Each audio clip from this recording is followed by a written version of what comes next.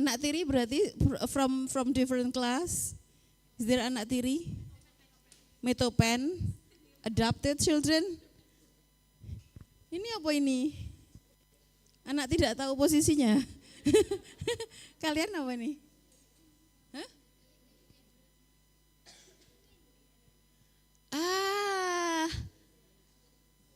Anak import. Oke. Anak import dan berhitung dari belakang. Satu, dua. Ora usah. Ki. Satu, dua.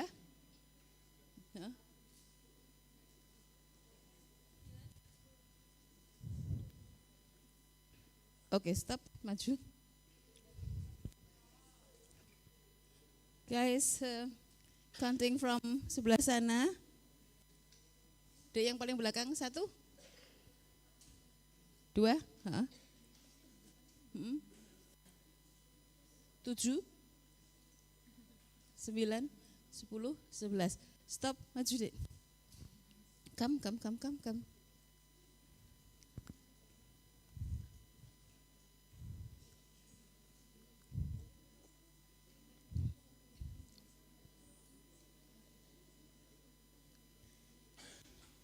Kamu anak kandung apa anak tiri? Kandung tadi.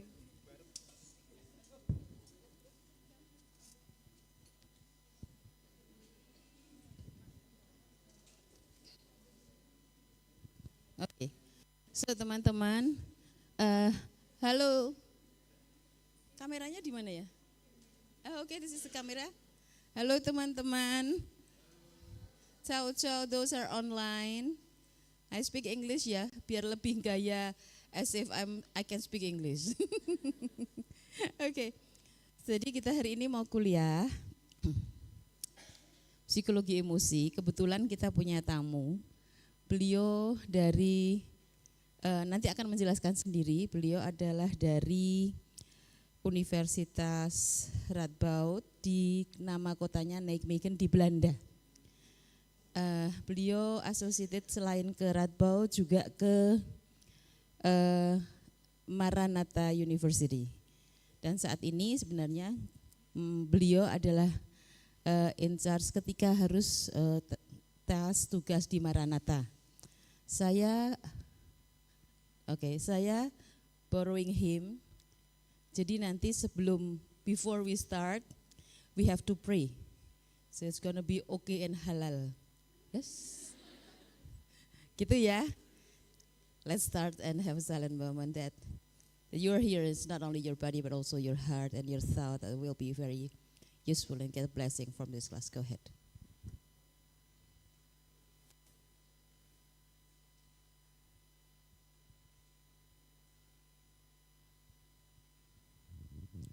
Amin. So, is this supposed to be the class, your guest lecture for class for psychology of emotion?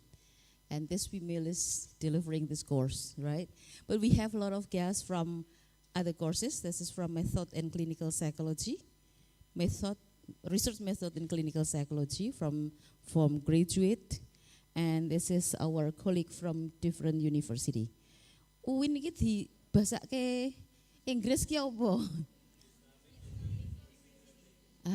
Islamic University. So the blood children is actually only those from undergraduate from the class of psychology of emotion, and the others is actually only anak tiri ki apa? Stepchildren. Okay, so the first stepchildren. If there's no question from the blood children, and then the stepchildren may raise question. Okay, but it's good to have you all. Nah, you will introduce yourself, right? I promised to make this slide, but I've not yet getting. Wait. I will introduce the history. The reason why I'm kidnapping this professor is one day we met at the Radboud. So you know my research on clinical hypnosis, and when I presented of a research design, blah blah blah blah, and the way I work and people, and also when I was in Nijmegen, so I do exam, menguji S3 di Twente, kemudian di Nijmegen ngajarnya adalah also things about clinical hypnosis and psychotherapy. So people are all admiring to me. And when I came to him, and then he said, wait. Do you have evidence? Kowe duwe datane apa ora? Ora. Terus gini, wait. Aku lanjutkan. Tuk. Kurang ada datane, and anybody speaking Javanese? Okay. Kok kamu nggak punya datanya? Kok kamu bisa ngomong dari unscientific professor? Jadi pas ketemu beliau itu, derajatku ki dibanting ngantek bawah. Very sad, right? Why you are so serious? Kok do serius ngapa ki rupane? Okay. But then I learned from him a lot, and so then I decided to kidnap him. Yes. And we will learn from him. What is the title? Emotion and the brain, right? And you'll be introducing yourself, Professor Belanda. Well, of course, I'm very happy to be once more back in Indonesia. I got to know your country to many years because I've been teaching at Atmajaya Jakarta, biology and neuropsychology for quite a number of years.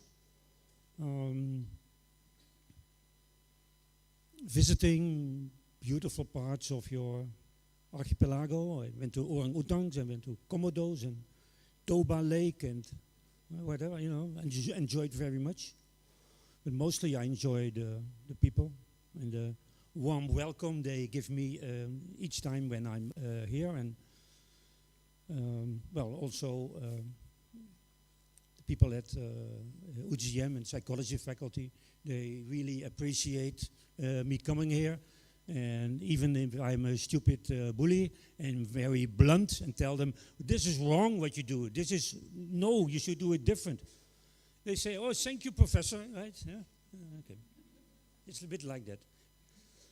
I've been teaching a course on emotions for quite a number of years, also on my home university, which is Nijmegen in Belanda.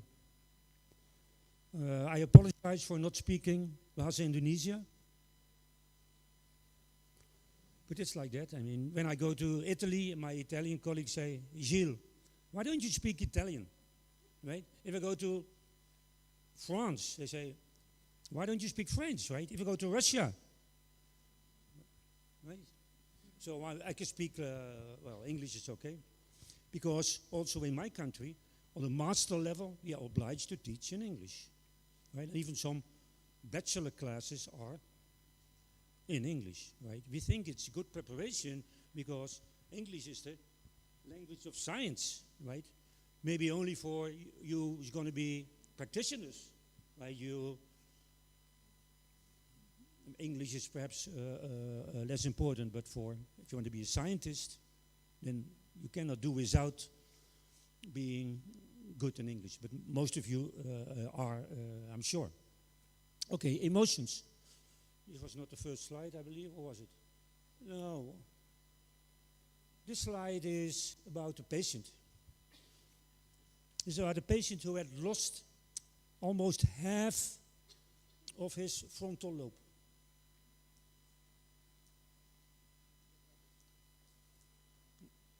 I will have more problems with this device. Sorry for that. It's small for my big hands. So the most important thing is that this guy had normal intelligence, although he missed half of his frontal cortex. Intelligence seems to be normal, but he had emotional problems. And the only emotion that he could express was anger. Another emotion, fear,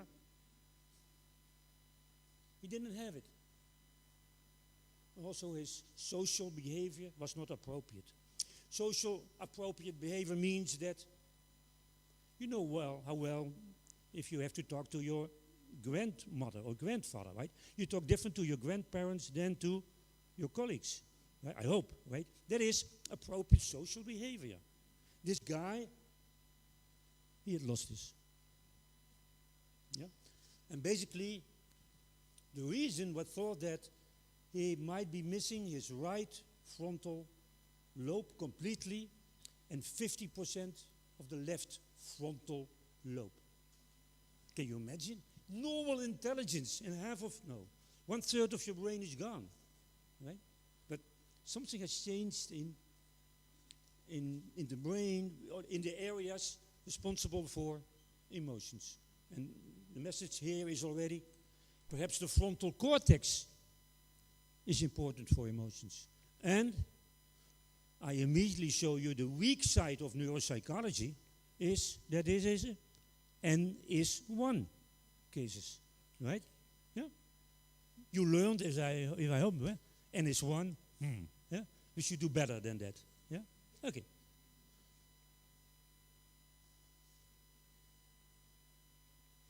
What about the brain? I mean, I'm a brain guy, right? I believe everything that occurs in what happens in our brain. Some people think differently, but it doesn't matter, right? And one of the first persons who came up with the theory about the brain was a guy, his name is Paul MacLean, and he basically noticed looking at different species. He says, if I look at reptiles, they don't have emotions. I cannot observe emotional behavior in crocodiles. They might be aggressive, of course, they have to eat, right? But they don't care for their young. Yeah? Yeah? They're not doing hanky-pinky. Yeah? Yeah? You do, right? Yeah? Is your boyfriend? Yeah? Yeah? Jesus, what is this?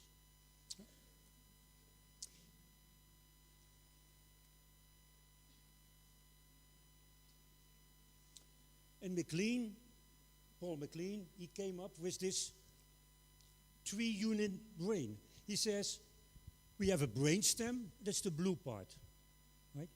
Animals who have a brain which only consists of the blue part, they don't have emotions.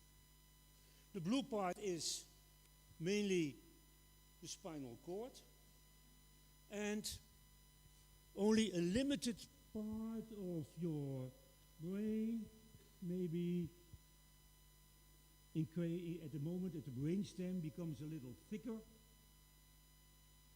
right?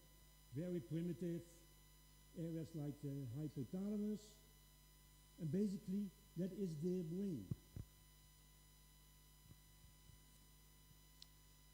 If you go one step higher in evolution theory, you see that, and then we talk about the yellow part, that there is above this blue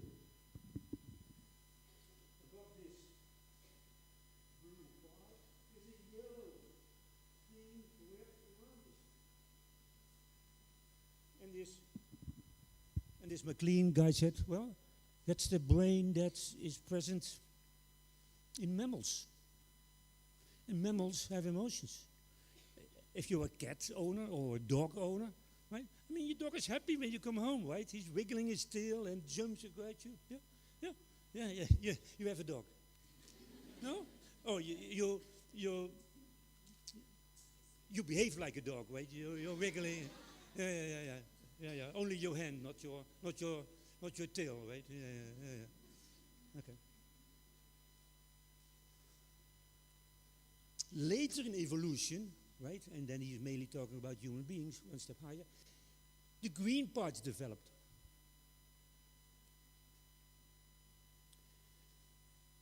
And the green part is, of course, you already could see it, is our cortex, right?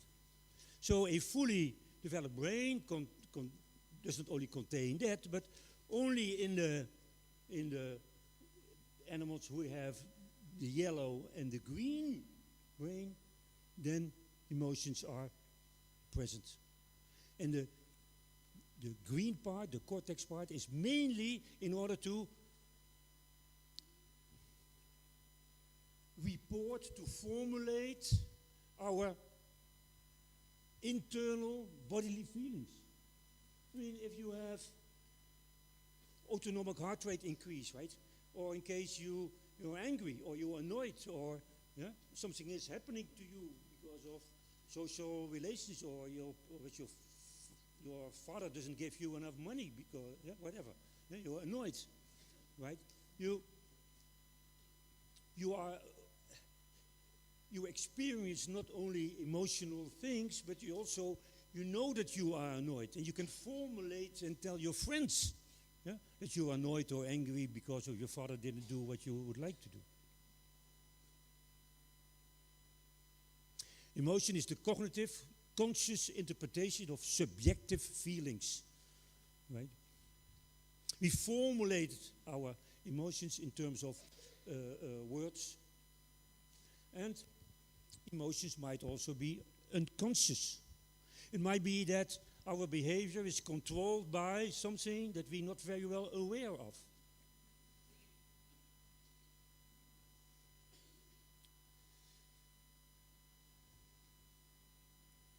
It's difficult to study things that are subconscious.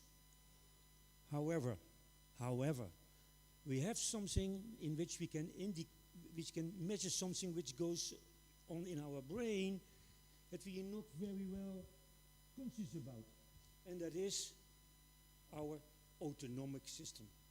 Our autonomic system is showing reactions in case conscious or unconsciously we perceive environmental effects which induce emotions. Our heart rate, if it goes up, does not lie. If I'm nervous for presenting something to you, right, I'll be sweating a little bit. Yeah?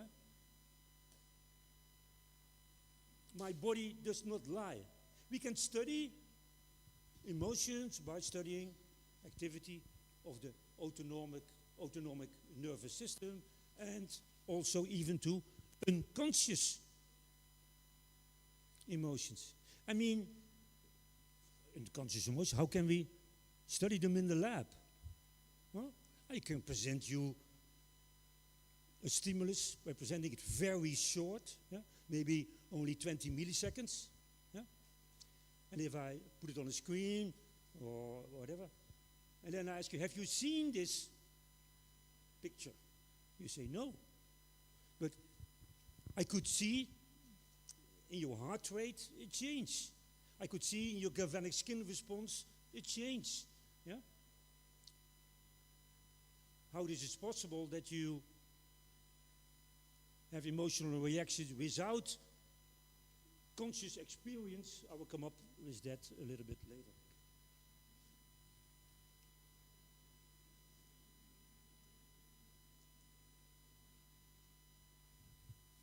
So emotions has 4 different components. Mainly there are psychophysiological changes, mainly in the autonomic nervous system. That's how we psychologists can look at emotions. The second type of change in emotional behavior is a distinctive motor pattern. It means you can see when I'm angry, right?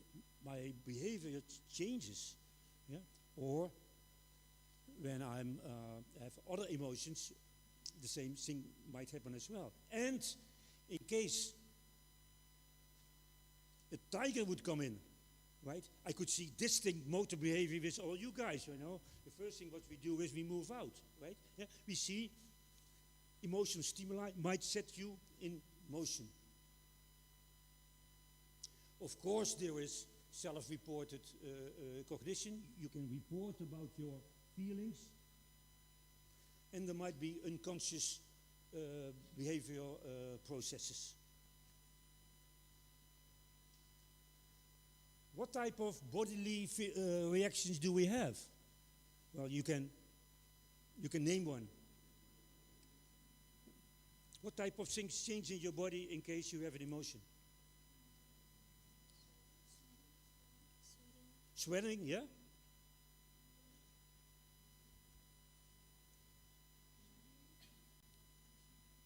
Yeah, yeah, why not? Yeah, trembling, yeah, whatever, yeah, yeah.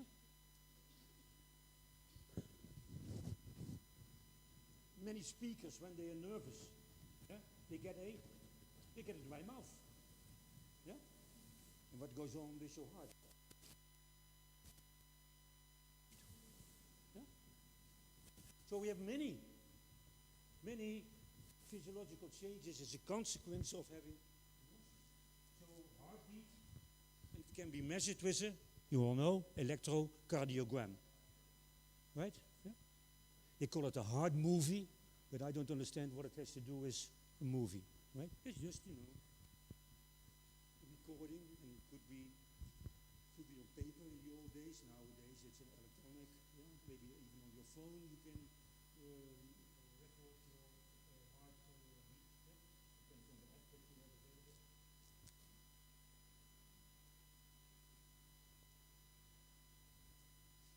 You might get a red head if you are ashamed or whatever. So the blood in your skin might increase, or in case you're, but also the other way around, you might get a pale face during some emotions, right? Also to do with the amount of blood in your skin.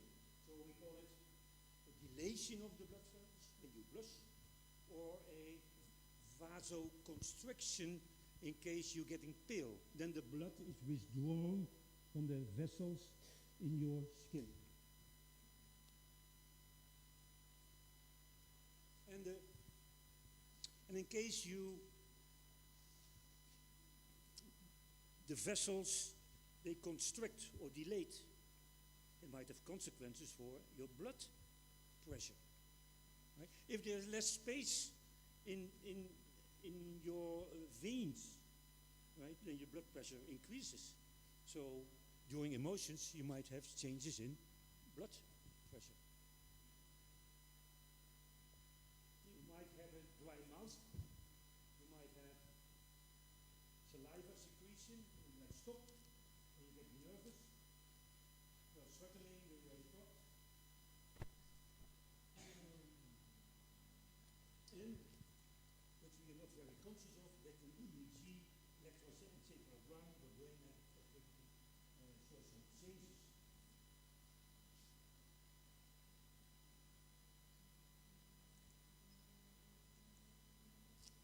This is one of the ways in which you can record galvanic skin response. And in the lab, rolling with Oscar, almost the same way. And by the way, this sweatening is used in a lie detector, right? A lie detector, right? You see it in bad American movies. Do they use it in Indonesia, the police, a lie detector? Yeah? Okay. It's partly based on sweatening, right? Yeah? Yeah? Yeah. If I ask you a very personal question, yeah? Oh, if I ask you a very personal question, right? Oh, yeah. Then immediately you see a change in the galvanic skin response. And this is, the police thinks, yeah, that this is higher if you lie. I don't know how valid this method is. Yeah? You know, of course, psychology student, about validity, right? Yeah? Yeah? But there are some more things. There are more psychophysiological changes. Here they are. With some emotions, your pupil might be enlarged. If you're amazed, right? You set up big eyes, right? Yeah? You might have goose flesh with some emotions. Yeah? Goose flesh. Yeah? If your hairs, well, most Indonesian people, they do not have a lot of hairs. I happen to have a lot. But the goose flesh, well, this is a bubbling skin, right? With some emotions. Yeah? Goose flesh. Muscle tension, I already talked about it. But also you might have some changes in your intestines.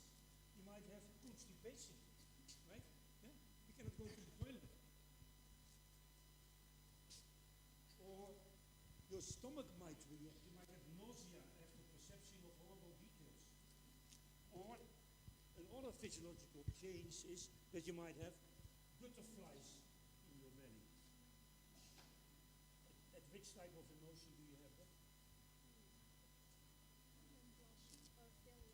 Or fear, love, yeah, sure, yeah. Yeah. You don't know, I mean, you feel something strange in your belly, right? Yeah? Butterflies, you say. Also in Indonesia, you say butterflies in your stomach, in your belly?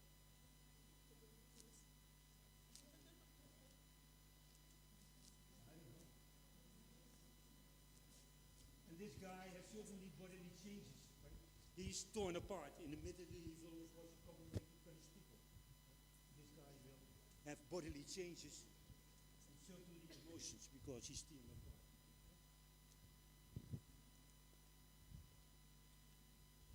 I mean, where do these type of physiological changes I was mentioning, where are they coming from? They come from, I already mentioned that, they come from activation of the sympathetic part of the autonomic nervous system. And I'm sure that you have seen this picture quite often. Yeah? It shows that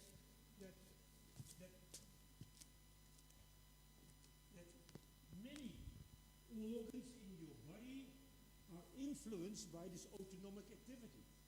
We did not talk about one physiological change during some emotions, and that is what happens when you're sad. You hide it, you cry, right?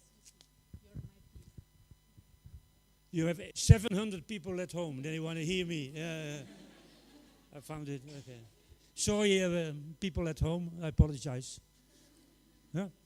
So the story is that all these physiological changes that are reported, they are controlled by one system, right? I mean, in the top you see the eye. I already talked about it. I talked about the salivary glands in your mouth, right? You get a dry mouth. Yeah. Next is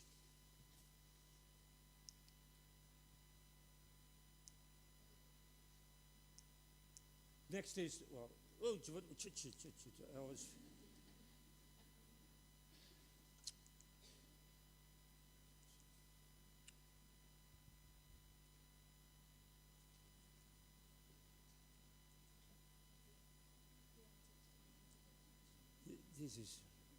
This is, so I should point to that.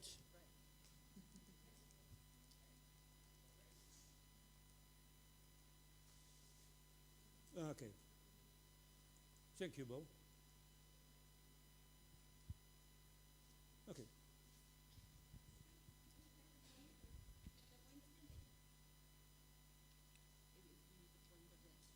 Yeah, but I should also.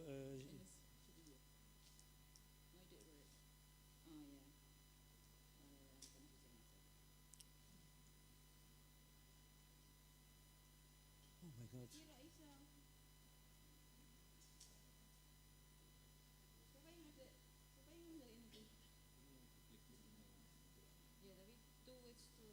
I need this one and.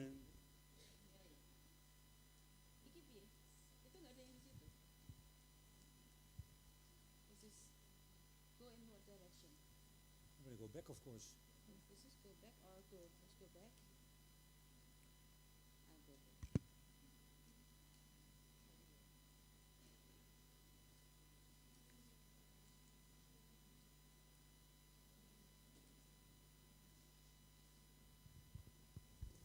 Anyway, I want to say that we mentioned different organs in our body. Yeah? Also our lungs were included because at some emotions we start. All these physiological changes are due to activation of one system, the autonomic nervous system, right? From our brain, these signals are sent to our whole body. It's an orchestra of physiological changes.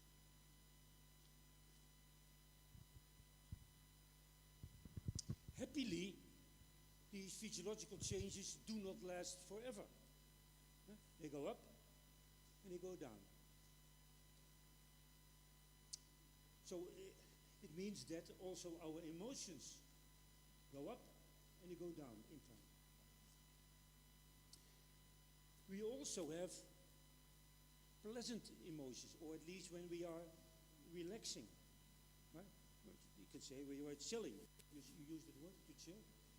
In Indonesia, yeah, in Bahasa India. Yeah? Okay, you have a word for that as well, to chill. Right?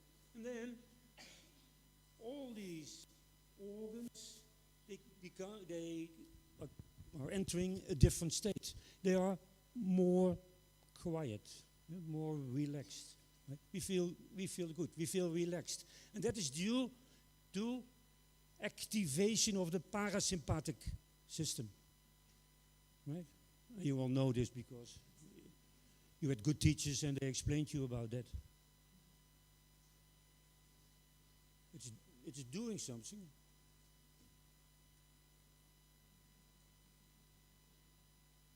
Okay.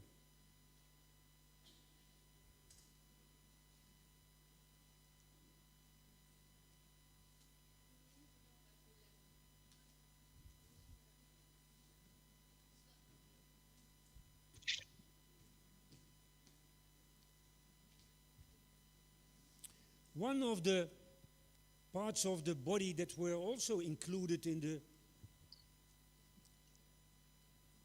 the number of organs that were depicted, that were the adrenals.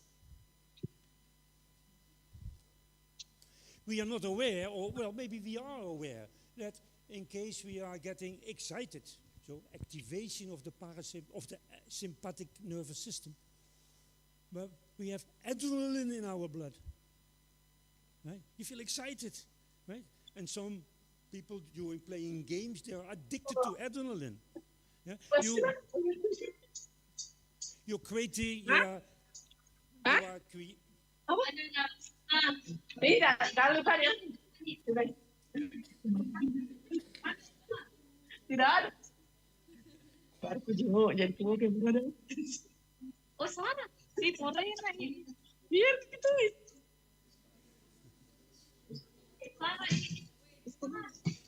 Pak, ada di situ. Pak jenguk baru jatuh.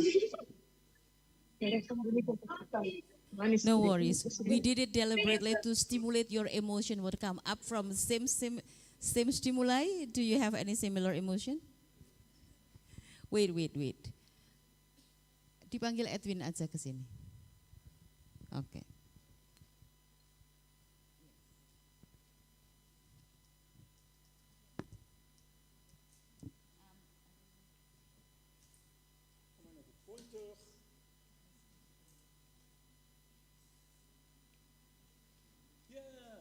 So once more we see our brain and there is an aversive stimulus. Something is happening. We are afraid or we get a bad message, right? So this arrow indicates stress, right? We have a brain that's doing something and there's a part of our brain, the hypothalamus, and under the hypothalamus there is this small organ which is called the pituitary. And the pituitary is releasing a hormone which is called ACTH, adrenaline corticotrope releasing hormone. This hormone is released in the pituitary and goes via blood vessels. This ACTH reaches our adrenals. And the adrenals, because they get a signal by ACTH, they release the well-known stress hormone. And you know what it is, of course. What is our basic stress hormone?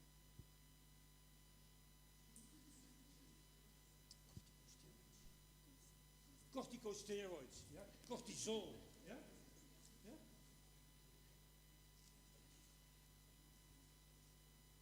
I mean, what I found it very interesting is that in case I do something bad to him, right? he immediately could react, right? But his adrenaline, the communication with the adrenaline, it takes a few seconds before it is increased, because it is a much more slower system, right? Yeah? The nerve system is fast, but the transport of ACTH from the pituitary to the adrenals is relatively slow. Come on, guys.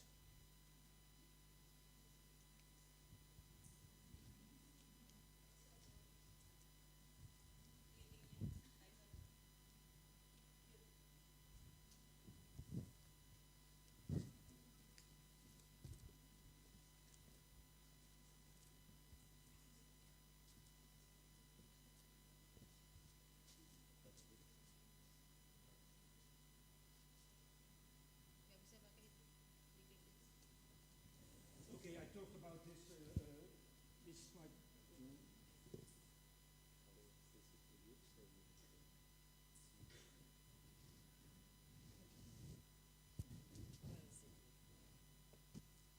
We will talk about the physiological changes, autonomic system, including activity of adrenaline. So basically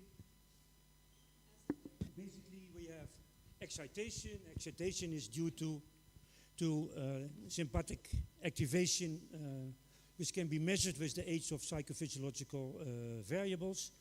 We have adrenaline, right? And we also have we have cortisol, also released by the adrenals. One part of the adrenals is releasing adrenaline, the other part is releasing corticosteroids. What is the function of that our body has so many autonomic changes and that adrenaline is released? We are activated, right? What's the function of that? We know very well. We should deal with emotions. We should deal when a tiger comes in, right? We should be ready to. We should prepare for action, right? Yeah? The very famous fight or flight or flee response, right? The emotional, the physiological changes, they prepare us to act in a proper way.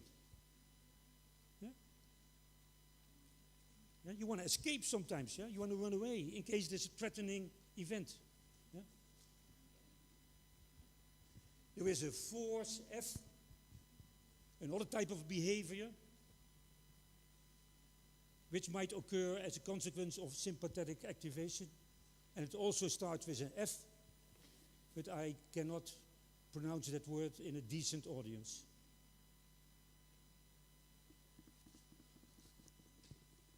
I see somebody's laughing, so you understand what the word means. Yeah? Okay. Back, Bo. One, advance. No. Two back. No, on the other side, please. No. We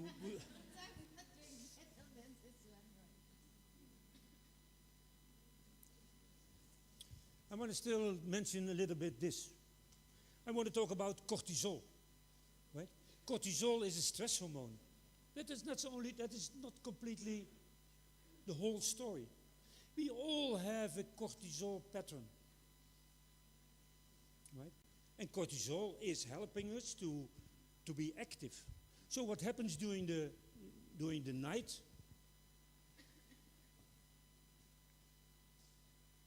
What happens during the night? Yeah?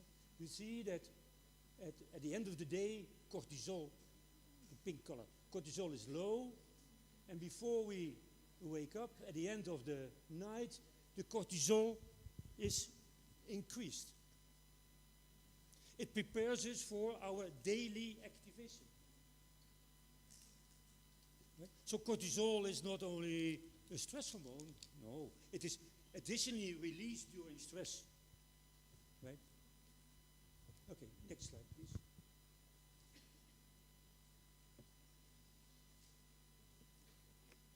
Okay, this is once more a slide we should summarize a little bit regarding what I talked about. Emotions have 4 components.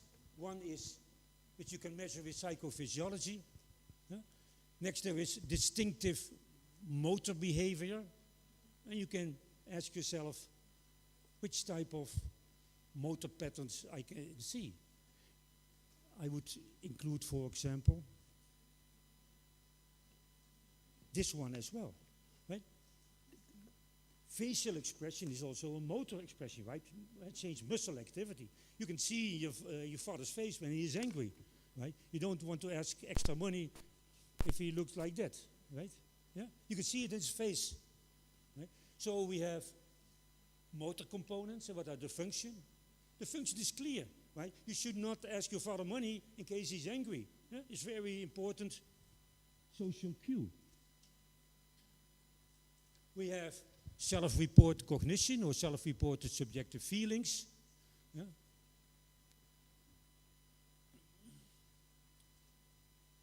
And you can ask, but maybe I already answered the question, which part of the brain is involved in conscious experiences, right? Which part of the brain? The cortex, you say, yeah? Of course, yes. And there is still the story, a little bit vague, regarding unconscious emotional stimuli. Yeah? Maybe intuition, I don't know. Next slide, please. Okay. So that's regarding the different elements of emotions and how our brain controls, at least what you have seen, the autonomic nervous system, including affecting the adrenals, responsible for the release of adrenaline and for stress hormone. Regarding emotions, everybody acknowledges, or most researchers, or most theorists, or more also clinicians, that emotions have 2 dimensions, right? And it's not a very advanced type of theory. It is, you can be very activated, so aroused, and you can be not aroused. So, I mean, when you're relaxed, yeah? When you're chilling, right? After dinner, little playing with your phone, not doing much, talking, relaxed on the couch. So arousal, high arousal, low arousal, or not aroused, that's one dimension. And the second dimension is positive versus negative. And they call that valence. Yeah? Happiness is a positive emotion, and anger and disgust have a negative valence. And here somebody was trying to make a type of analysis regarding how all the different emotions can be considered to have a place in this 2-factor model. Next one, please.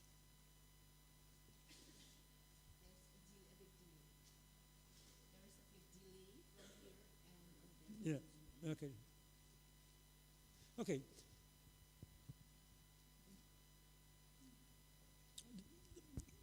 The study of emotions in our brain are not new, and we can learn from what happened in the past. Right? There was a guy named Bart, and what he did is that he removed the cortex in dogs. And what happened? These dogs showed what is called sham rage behavior. Without a clear eliciting stimulus, these dogs became very furious in an exaggerated way. If you would jump up suddenly, right, then you have the same type of behavior. There's no not much reason, right? Yeah? I don't come too close, right? If I come too close, you should run away. Yeah? Yeah? But there is not sufficient reason for you to suddenly jump up. These dogs of Bart, they did this. And here you see a cat, right? In which also the cortex was removed. And this cat jumped on a monkey. I've never seen a cat jumping on a monkey. Huh? You have lots of monkeys, so you could easily observe this in your country. I've never seen it. And during this, in these dogs without the cortex, they had an increase in blood pressure and heart rate, right? Just as people would have with emotions. So it's a normal type of thing. They had dilation of the pupils, which is also, when you get angry, you have big eyes. Erection of the hairs on the back and on the neck. And this cat had this high back. You know, when a cat is angry, right? Okay. So the idea was, in case you do not have a cortex anymore, you do have an intact, what lies under the cortex, thalamus and hypothalamus. If the cortex is removed, then the cortex is no longer inhibiting the thalamus. So the thalamus is no longer controlled by the cortex, and with a minimal stimulation, this animal reacts because the cortical inhibition is surgically removed. So the idea was that the cortex and thalamus, hypothalamus, that they inhibit each other. And that's why most people behave in a proper way. And without the cortex, your emotional behavior is no longer appropriate. That's the message from these days. Next slide, Bo. Then we had a guy, an American guy, but it's a Mexican name, Papes. He said that emotions is not caused by a function of a specific part of the brain. He said there is, just as Paul MacLean showed, and you remember the slide of these three colors. So this area around the brainstem, that area was given a name. And the name that was given is because of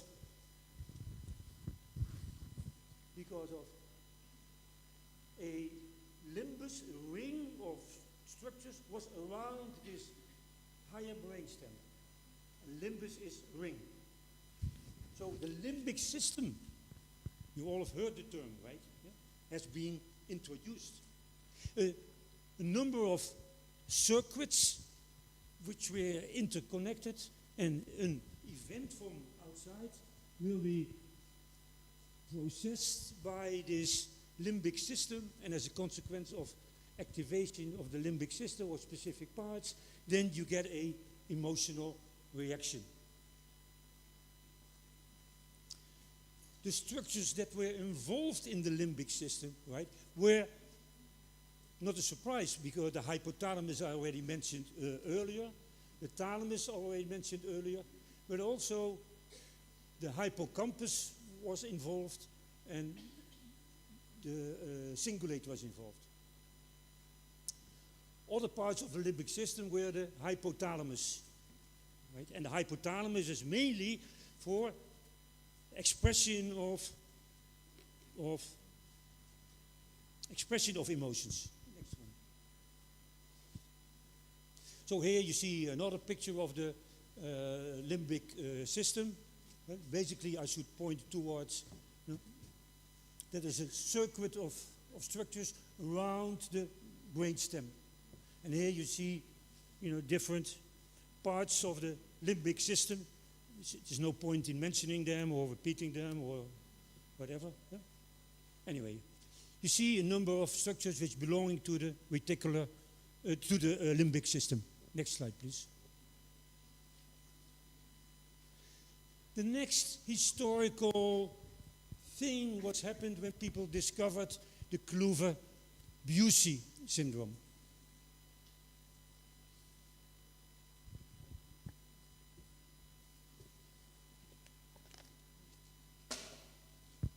If you throw a box before a group of monkeys, what happens? And it should be a new object, right? Yeah. Most monkeys in Ubud Monkey Park, well, they are familiar with these type of things.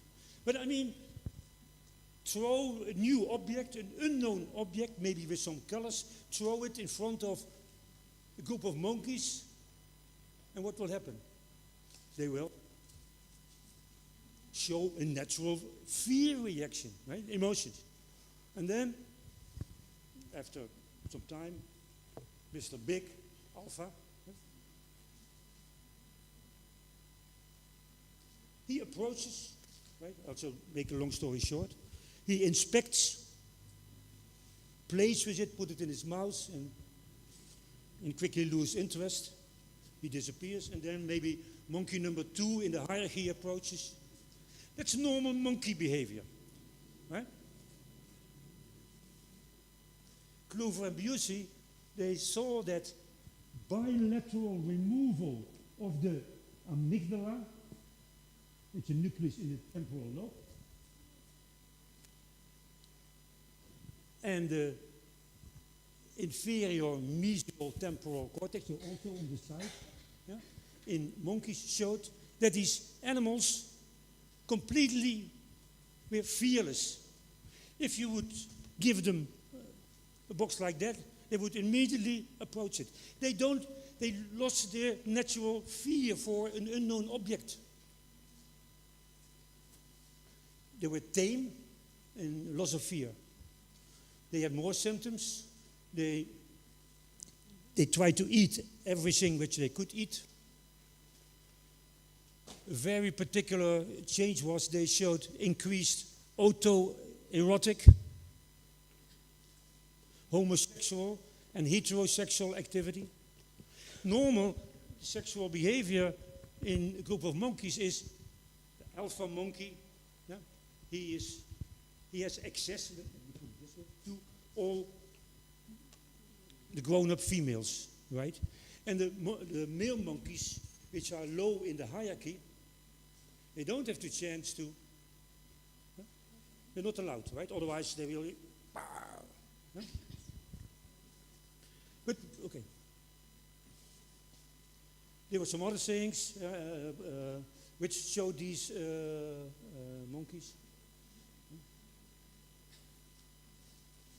So, monkeys with a lesion or damage in temporal lobe amygdala, they showed this syndrome, this number of. And the most clearest is that they lost their natural fear. The fact that they were hypersexual, you can explain that they were no longer afraid of this monkey low in the hierarchy, no longer afraid to be punished by this big alpha monkey, right? He didn't care. He was no longer afraid of this. And they were not afraid of this object anymore. So once more, evidence that amygdala, temporal lobe, might be involved in emotions. Next slide, please. And here you see that this monkey, also Kluver-Bucy monkey, the same as Ned, no longer was experiencing fear for a snake.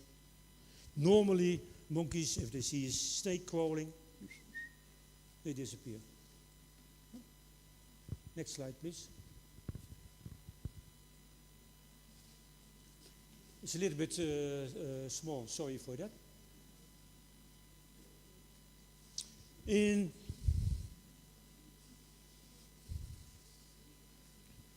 Maybe it was Portugal, I forgot. 2 neurologists, they, for the first time, practiced what is called frontal lobotomy.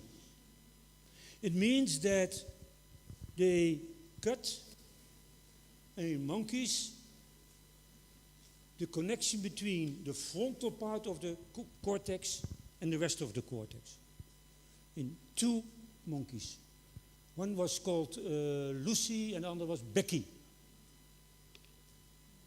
After this disconnection of the frontal cortex with the rest of the brain, we saw dramatic changes in the behavior of these two animals. Becky showed lethargic and placid behavior. It means the whole day. That's not normal for a monkey. The monkey jumps and runs around and plays and looking for food and whatever a monkey is doing. Becky.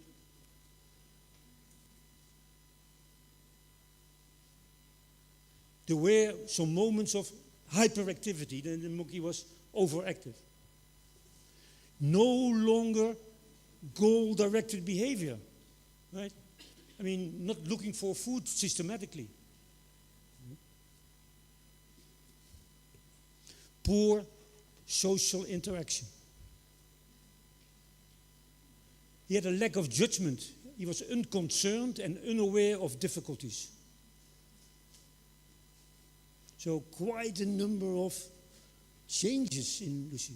The second animal, Becky, he got a tantrum, that means anger attacks, and he was very irritable.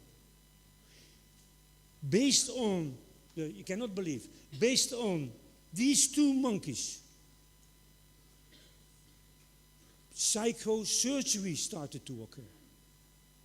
And thousands of people worldwide had this lobotomy.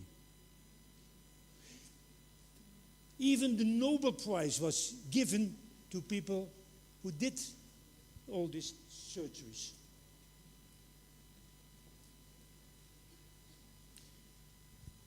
If we look at all these patients, then cutting the connection between the frontal cortex and the remainder of the brain had a large consequence on social and emotional behavior.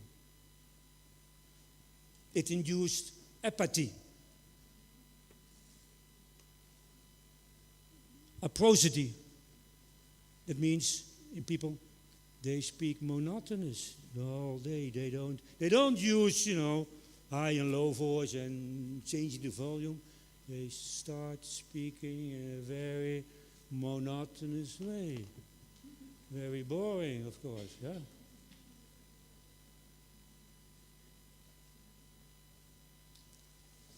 A loss of initiative. I mean, we are engaged in things, we do things, we plan things, right? We take initiative the whole day, even for going home or using your phone or talking to a friend. We take initiatives. People did not do that. They lost the awareness of the physiological state. And the conclusion was that the orbital part, which means that this part of the frontal cortex, the orbital part, has close contacts with other parts of the brain which are responsible for emotions. And from the Kluver and Busey monkeys, we already knew the relevance of the amygdala for the emotion fear. Next slide, please. So here is basically how the surgery went, right? So with a ice pick, yeah?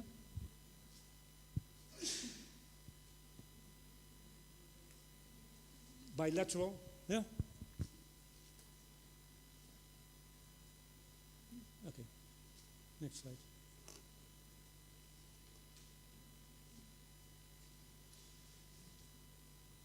Okay. Another observation was done by, I forgot the guy who did a job, but he, based on presenting a stick, a swollen cotton step, for example, with containing urine from another cat, increased an enormous emotional response in the cat. The situation was not dangerous. I mean, the person who did this, he was, caretaker of the cat. And when he suddenly produced a certain stimulus, the cat showed a very strong emotional reaction. Suggesting that for some species, certain stimuli are very emotional arousal. So there are sensory systems, in this case, nose of the cat, and olfactory system, which if they will be stimulated in a certain way, they will elicit emotions. The animal doesn't have to think about it. You don't need your frontal cortex for the evaluation. A very straightforward, primitive, not high order cognitive evaluation, no, automatic reaction, emotional reaction. Next slide, please. Nowadays, we have a rather complete overview of what we call the limbic system.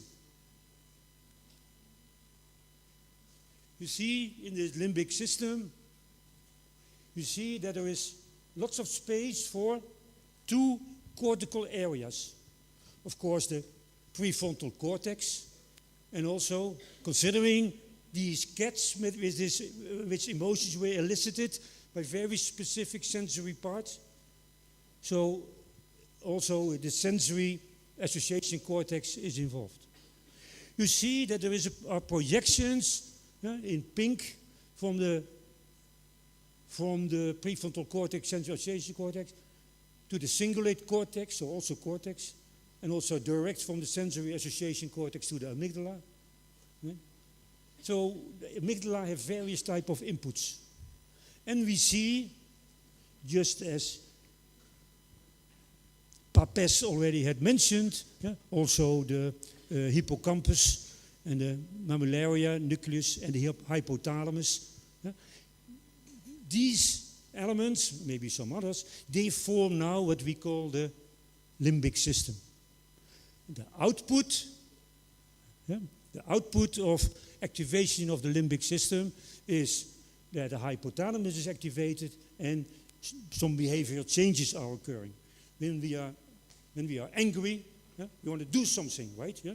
I'm angry at you, I do something. Yeah? I'm not. Yeah? I do something, right? Yeah? I want to. Next slide, please.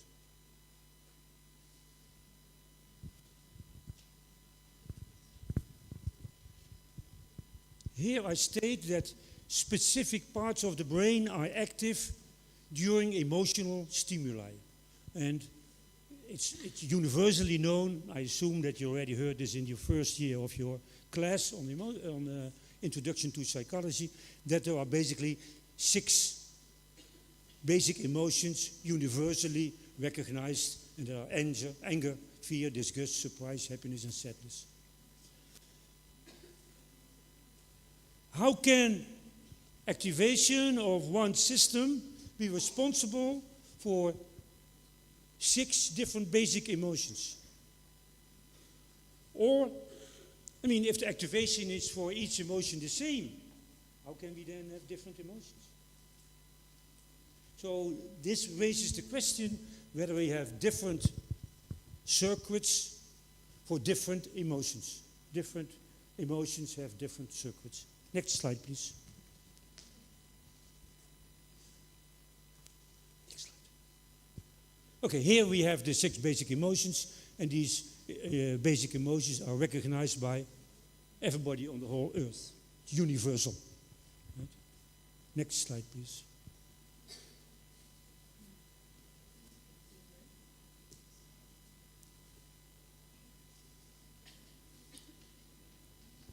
Oh, it is my view, and I'm not the only guy who thinks that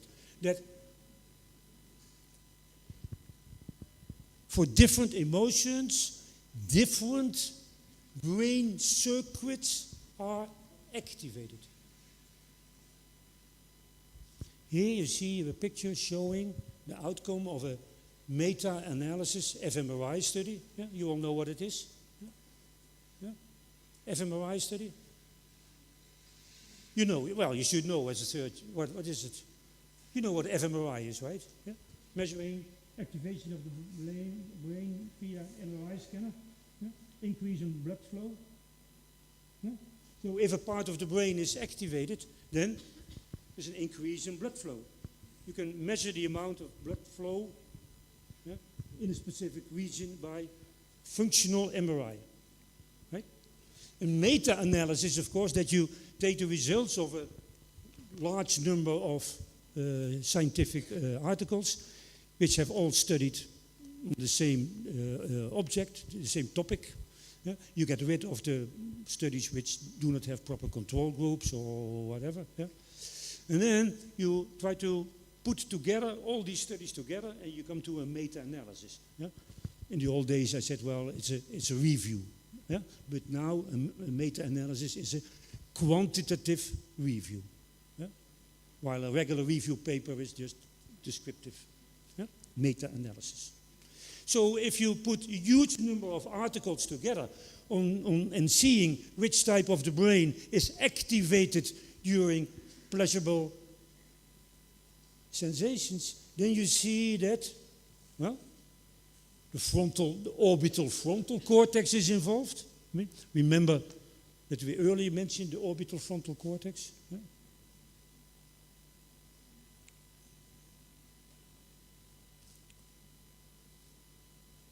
And this is the underside of the brain, right? If you turn up the brain, then you see this part of the orbit of the cortex, or the prefrontal cortex, is activated.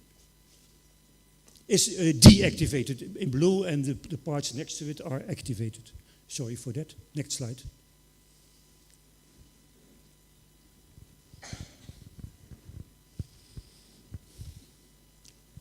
Nowadays, when we talk about pleasant emotions, everybody talks about, oh, it must be dopamine.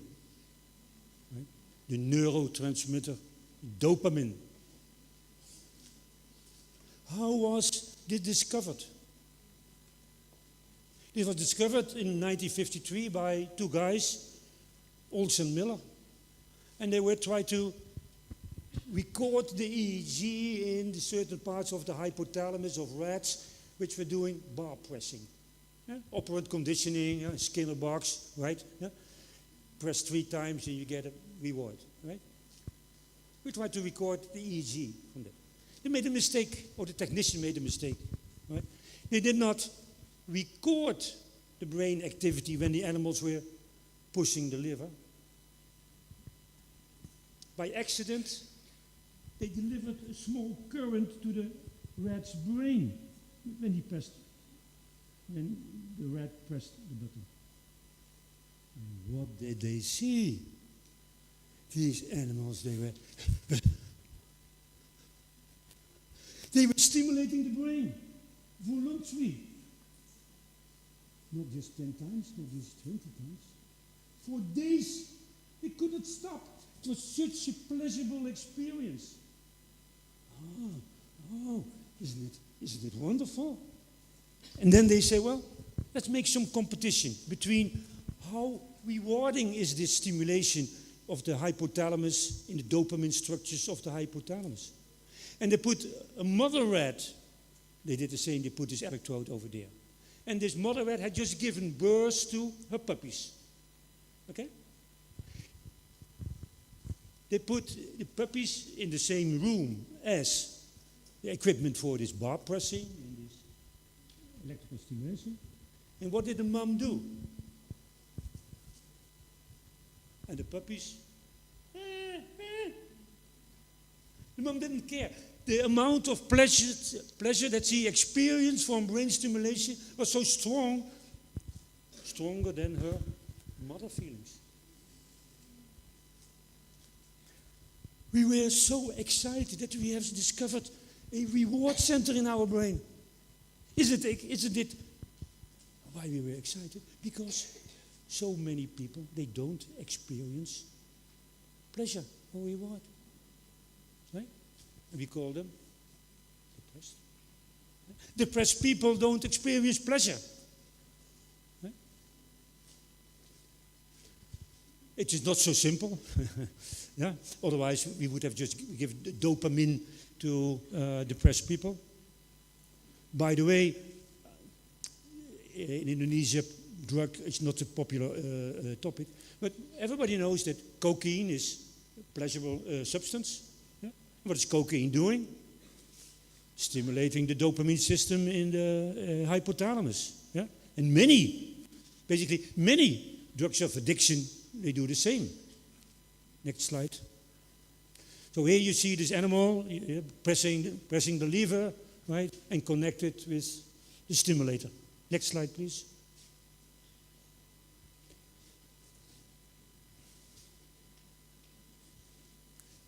Later on, people were more precise in identifying which part of the hypothalamus. The hypothalamus consists of at least 20 different parts. Yeah? There are circuits, brain circuits, which are passing through the hypothalamus.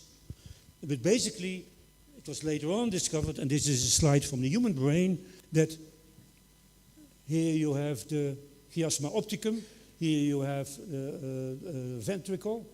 You see that here you have the nucleus, here you have the striatum, the dorsal and the ventral striatum. And this part of the brain, which is called the ventral striatum, yeah? And that the ventral striatum is the main dopamine system in our hypothalamus, and stimulation over there is bringing lots of pleasure. Okay, next slide.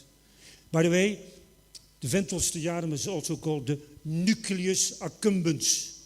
For those who read the literature, well, addiction or emotions or pleasurable experience, yeah? Nucleus accumbens. So more evidence about the nucleus accumbens and reward. That is, first of all, intracortical self-stimulation, what the rats were doing. By the way, in humans, it's the same. You can also induce or experimentally investigate intracranial self-stimulation in humans. You can get this electrocortical self-stimulation response if you place electrodes in the pathway from another dopamine structure to the nucleus accumbens and in the nucleus accumbens. Another technique that was used is called self-administration. Self-administration is, once more, that the rat is connected with to press the bar. And if we have pressed this bar, doesn't matter, a number of times, then a small amount of drug is delivered via a cannula to the nucleus accumbens. Yeah? And then if you do that, rats will like to stimulate themselves. And they volunteer to. They don't get current anymore, but they just get dopamine, and they will work for getting dopamine in more dopamine in the nucleus accumbens.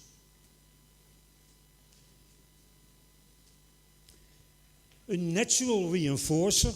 Yeah? Natural reinforcer is food, right? Yeah? Nice music, a smile from. No, not a natural. Food, warm temperature,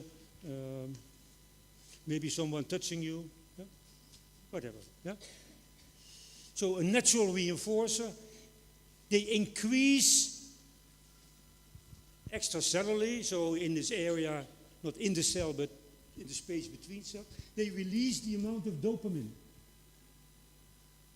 And now it's getting interesting for psychologists, at least what I think, is that a conditioned stimulus, so a stimulus which is previously associated with a primary reinforcer, also releases dopamine in the nucleus accumbens. So, thinking about your best friend, you see, she smiles already. Yeah? I mean, she has a pleasure experience by thinking about her best friend. Cool. Yeah? The thought of her best friend is already enough for releasing dopamine in her nucleus accumbens. It's a nice thing to think about your best friend. or about your dog or pet, or about your favorite music, or whatever. Right? So the bottom line is that all pleasurable experience are accompanied by the release of dopamine in the nucleus accumbens. Okay, next slide. So my story was that for different emotions we have different brain circuits which are activated, right? So here are two fMRI studies, this guy and this guy, with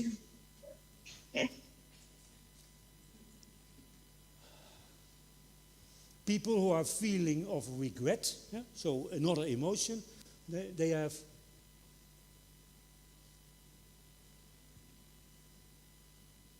the feeling of regret in normal and in patient with lesions over there. The results of these studies show that people with orbitofrontal lesions no longer show regret. So the orbitofrontal cortex is involved is part of the circuits in our brain responsible for the emotion regret. Just as the dopamine system was involved in emotion reward.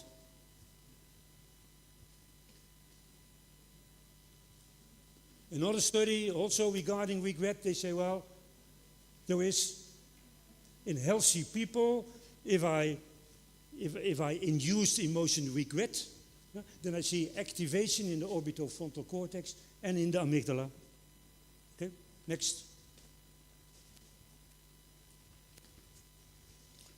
Joseph Ledoux, one of my heroes. He's a professor from New York. And he studied the emotion fear. Because he says, well, emotions are difficult to study. It's difficult to induce in you and you and you the emotion disgust. Right? Some might say, well, this stimulus is disgusting. Others say, I don't think it's disgusting. How can you do experiments regarding the location or the brain circuits involved in disgust? He said, I know one thing for sure, and that is the emotion fear is very easy to elicit in humans and in animals in the same way. How would you elicit emotion fear? Very easy. She's my victim. Wait.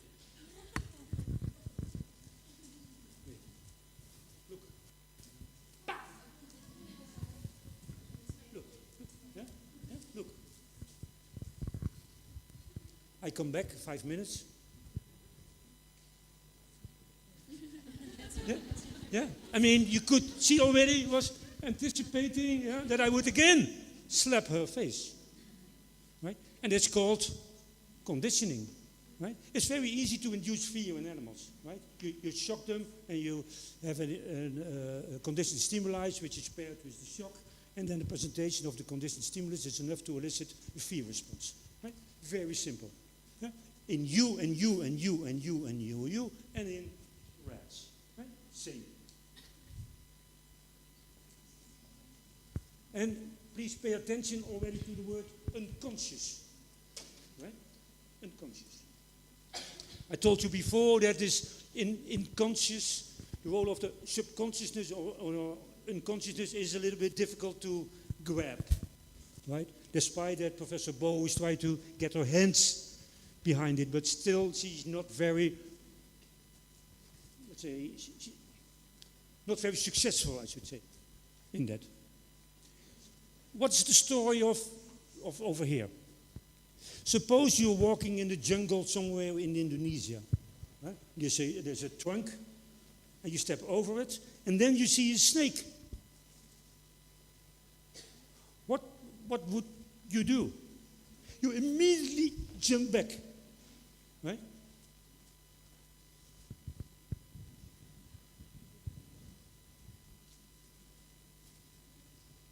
Oh, it's a plastic snake. It must be from from the kids in the kampong. Right? So basically, what I showed you is that if I see a dangerous stimulus, I immediately react. Yeah? Activation of the sympathetic system, adrenaline, ready to fight or flee or escape or whatever. Right? But then, I have more than a reflexive. I can do more than just behave with a reflex.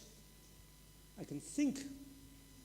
This stimulus is processed, according to Ledoux, in two different ways. One is a very fast way in order to be safe, to react fast toward what's happening over there. The snake could be poisonous. I want to save my life, so I should behave in a very fast way. It's the fast pass way, he called it. Next to that fast pathway, there is this more cognitive evaluation of the situation. Right? That takes a little bit time. It is the slow road. For the slow road, you need your cortex and you need your hippocampus. Remember, hippocampus involved in the limbic system. In the hippocampus, memories are stored, right? Maybe I know that this kampong is very nearby and it has a lot of kids. Yeah? Or the colors of this snake, they are not from a poisonous snake, they are not dangerous at all. Cognitive evaluation takes place. You have your cortex for that, and you have your memory system for that, hippocampus. And then these two flows of information, yeah, they come together in the amygdala, and they control your behavioral and your endocrinological and your physiological output. Here it is illustrated. I see a snake. Right? Information goes to, of course, to the visual system. Yeah? And you know that the nucleus in the thalamus, which is called the lateral geniculate, is involved in processing visual stimuli. And then there is a very small little connection between the visual nucleus in the thalamus and the amygdala. You see, the snake is here, not completely processed, it's just a little bit vague picture. The other way is that the same stimulus reaches still the visual thalamus, and it activates the visual cortex, and via the hippocampus it also comes in the amygdala, and the amygdala is sending an output affecting heart rate, blood pressure, muscle activity.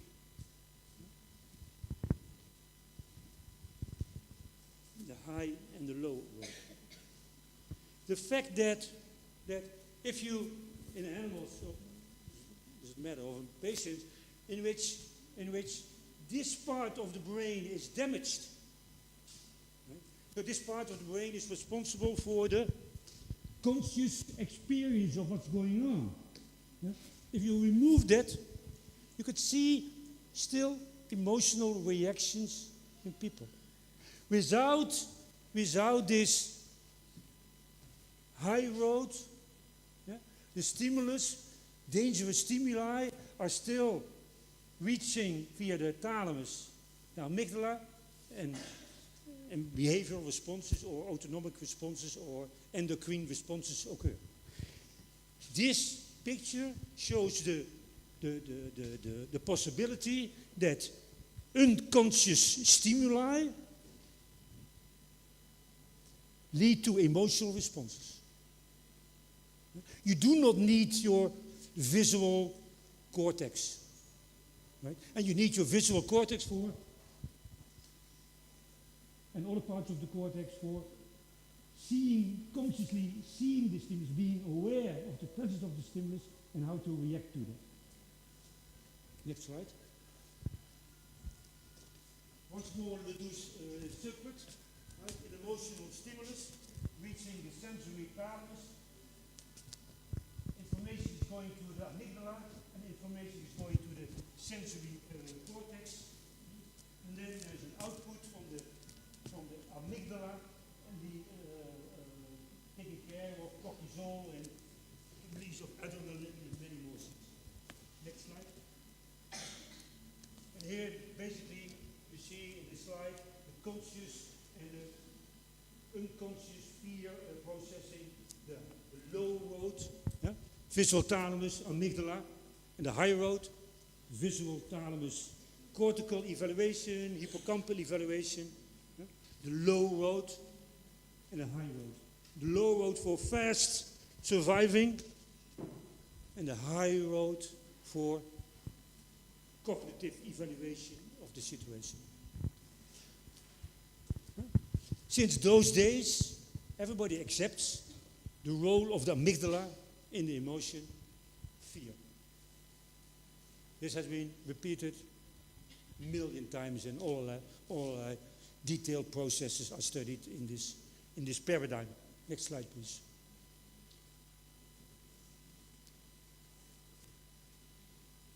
So it says that an emotional stimulus can be perceived non-consciously and reacted to via the low road of Ledoux. Okay, next slide.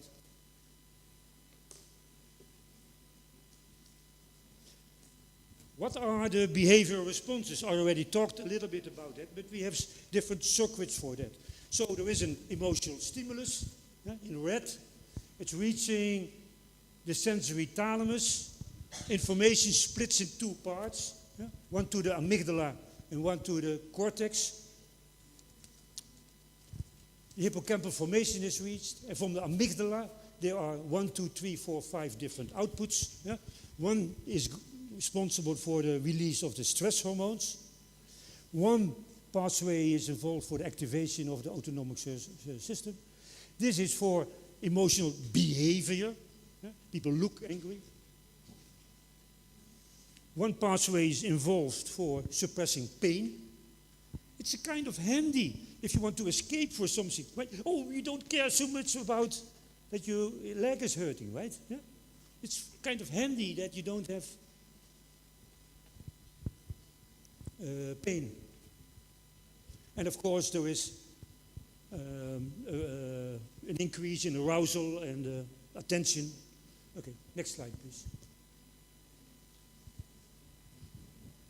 Here you see an activation, is again an fMRI slide, a meta-study regarding the role of different parts of the cortex.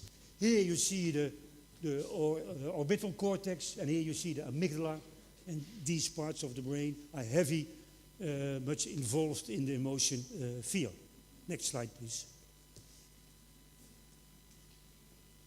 A little bit the same, once more the limbic system, and you see very nice the role of the amygdala controlling the hypothalamus and controlling behavior. Next slide, please.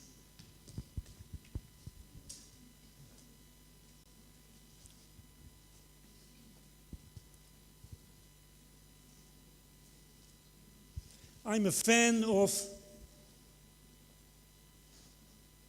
the role of the cortex in emotions. Why I find it interesting? Well, maybe I should consider this note.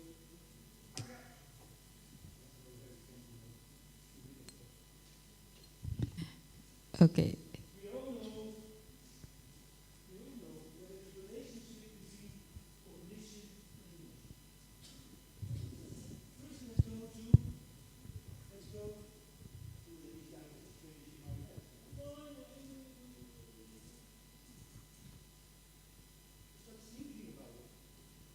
cognitive processes play a role. Yeah, people at home once more, sorry. I lose myself in enthusiasm and whatever.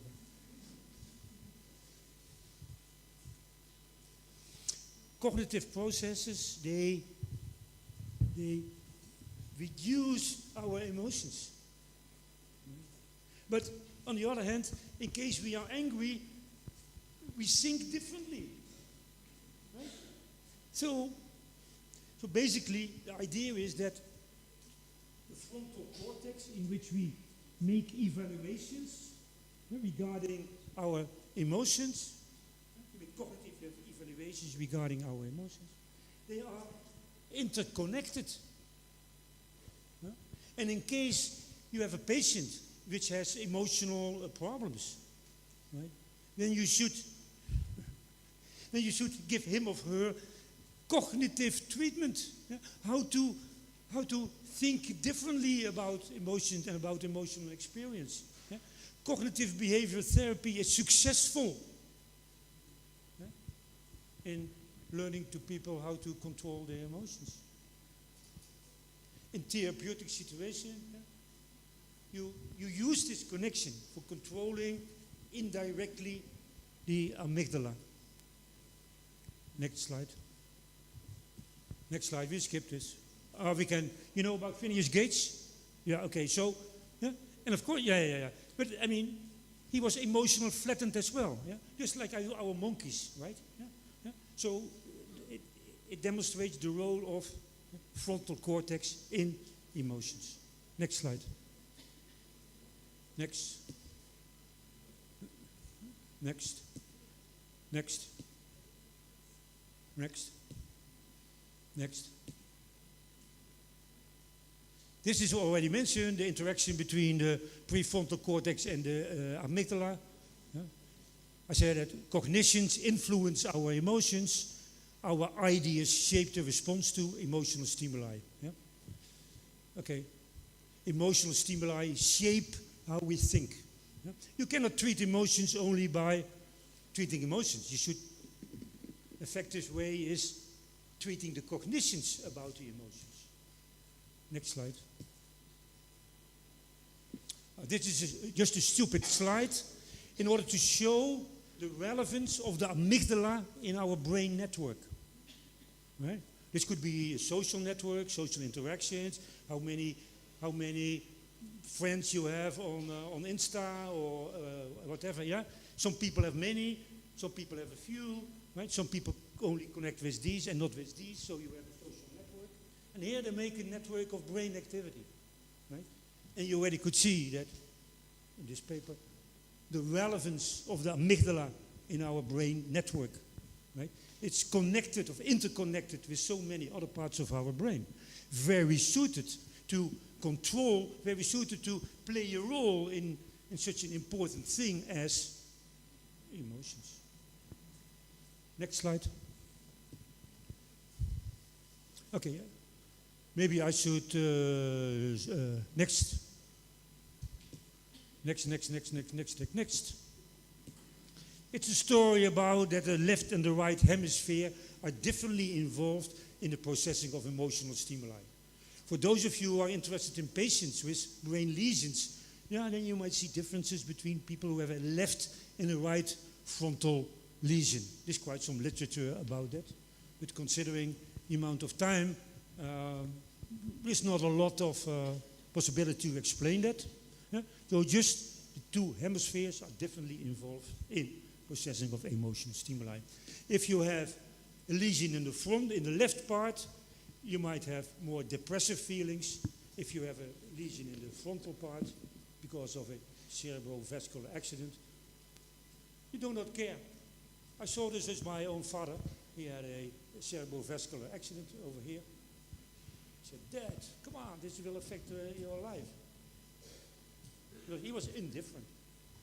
That's what you see in people with right hemisphere. In left side, oh.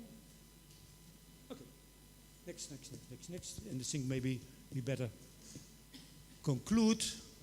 If there is a take home, mostly the time I have. Continue.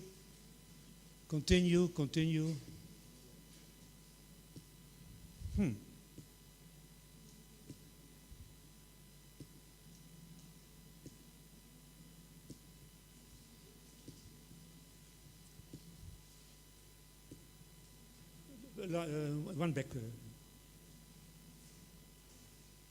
So, no, the last slide. No, yeah, oh, this one, yes, thank you. So maybe my main message is that cognition and emotion can influence each other, and we think that we know a little bit the pathways. Yeah? We can study the interconnection between, in animals, between the amygdala and the prefrontal cortex. They are connected, and there is, during emotions, there are stronger interconnections. The fact that cognition influences our emotions is also clear from the well-known placebo effect. Right? If we expect that a treatment will do something, 30% of the people already get a positive response. You have some expectations, a change in your cognition, and it affects your emotions and even your bodily reactions. The fact that the placebo effect exists can be considered as an element of that cognition, in this case expectation, influences what we feel and even pain response. On the other hand, if we say this stimulus will hurt you a lot, it will be very painful.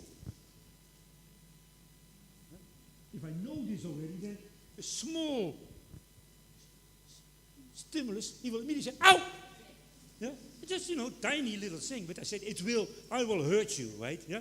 And then this emotional reaction will be exaggerated because he expects something very painful. And while in fact, I'm just, allodynia. We are aware that cognition, thinking about something, can enhance emotions. Cognition influence emotions. And that strong emotions can be reduced by cognitive appraisals or by psychotherapy. I think that's enough. 10 minutes, right? Yeah. Good one. Good browser.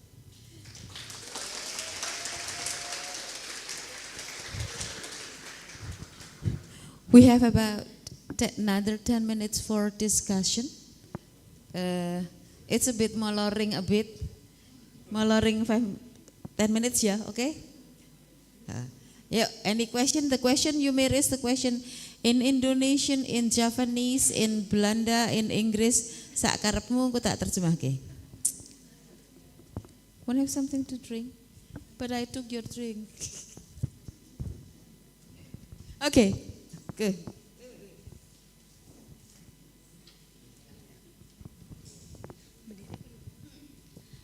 Hello, Prof. Yes, my name is Rema.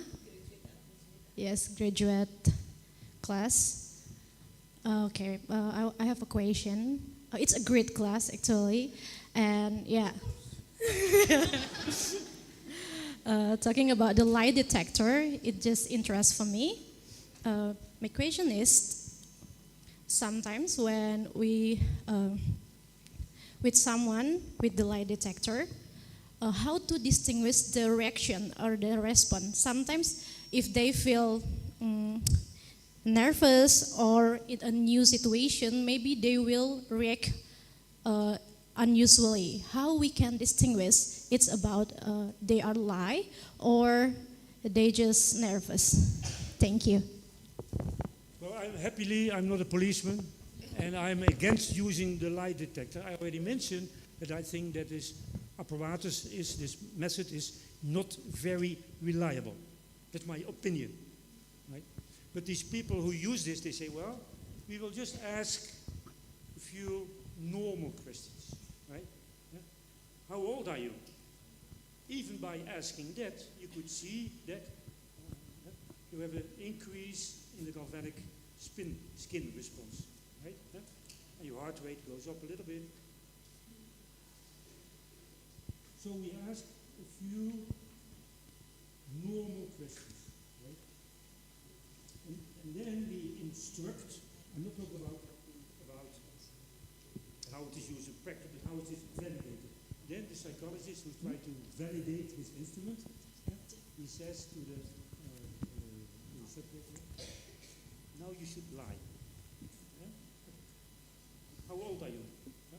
And then you cheat. You say, well, girls maybe they want, younger girls want to be older, and older girls they want to be younger. Yeah?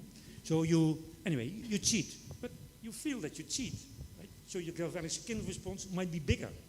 Yeah? So in this way, psychophysiologists think that if you're honest about your age, or you're cheating about your age, that you see a different response. Right?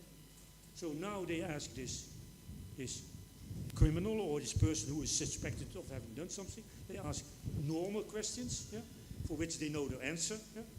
We know how old this guy is and where he was born. Yeah? And then, if we ask a question related to the crime, yeah,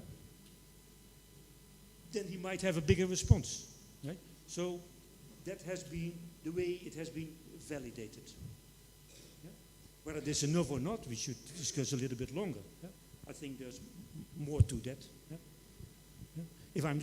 If I'm innocent, right, and they ask me something about what they suspect that I have done, I'm also getting nervous, right? Yeah. So I'm against lie detectors. Okay. Okay. Thanks, Professor. You get the answer? And you get the extra bonus for you. Yeah. Come. Second, any question? I'm rewarded. The dopamine is activated in your nucleus accumbens. Yeah. Smiles and things like that. Your reward system is activated. Okay. One, two, three, four. Okay, go ahead. You want to each one by one or you all together? Maybe Let's make it one by one because I will forget.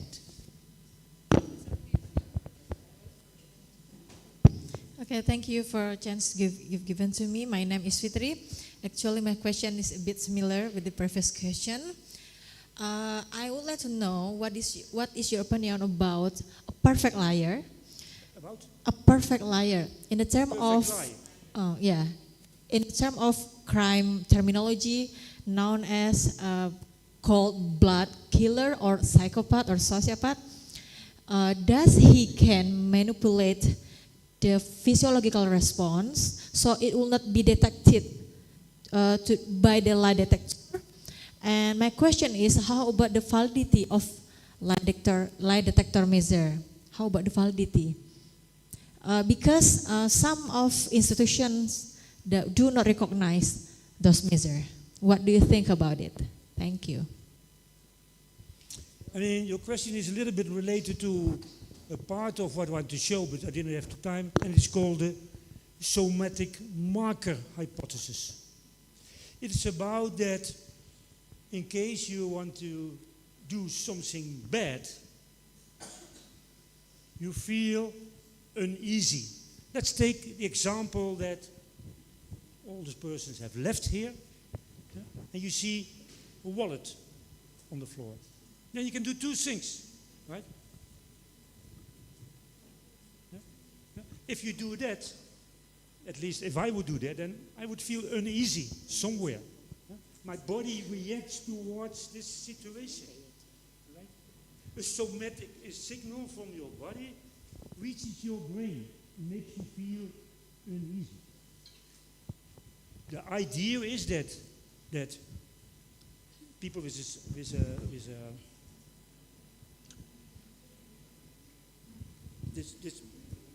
people who kill other people in cold blood, right?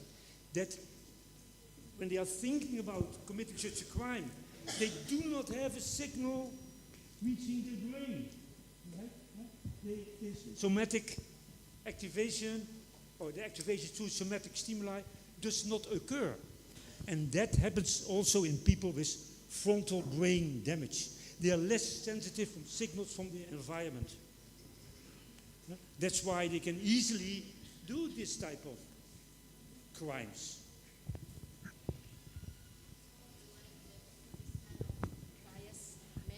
Because this lie detector cannot also detect that kind of people, right?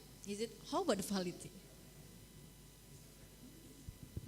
Yes, the validity of a lie detector is much less in case you have brain pathology, yeah, or the blunted killers. Right? They have the response to emotional stimuli will be less strong, so the galvanic skin response will be absent. Yeah? So it's no use to use a serial killer, according to this theory and what we know now. And give him or her the lie detector test. I believe that most policemen would not know this, right? There was another. It was you? Okay. Excuse me, sir. My name is Baskara. I'm from undergraduate psychology, 4th year.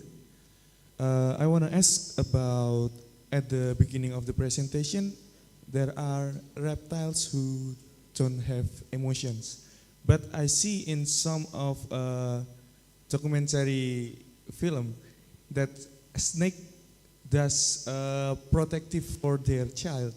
Even though there is not breastfeeding, but they protect their child since they were eggs. That's my first question. And the second, when we talk about lobotomy or we damage the brain, like we do in chimpanzee, I think the responses is similar to trauma, like apathy, trauma, tantrum, and then like placid.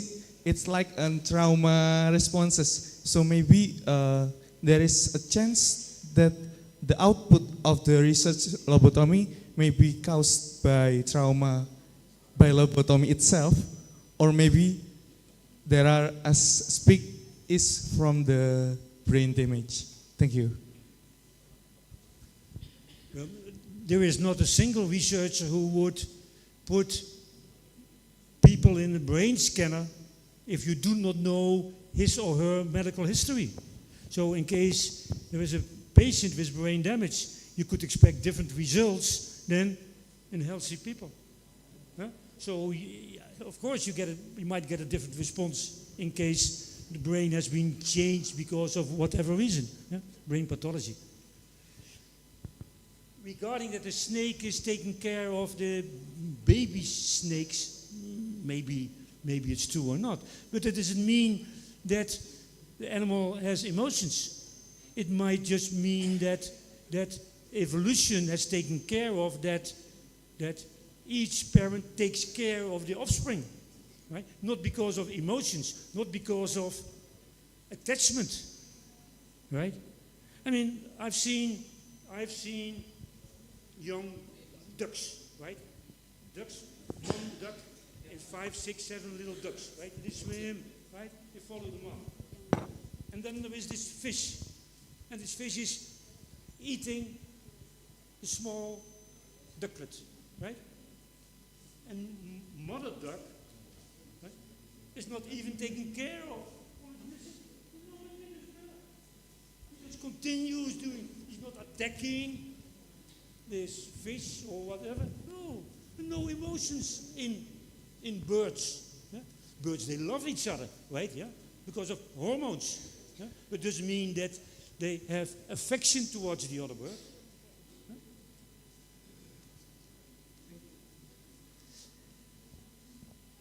Okay. Nice to meet you, sir. My name is Rizky. I'm from Islamic University State Yogyakarta. I'm psychology major in 2023. Excuse me. You guys who's got another lecture, you may go ahead to proceed, okay? Feel free. And my question is, I'm interested in your discussion about emotional control. And the question, how can emotion influence us in making decision? And how we control emotion when making decision? Because usually, how can emotion influence us in making decision?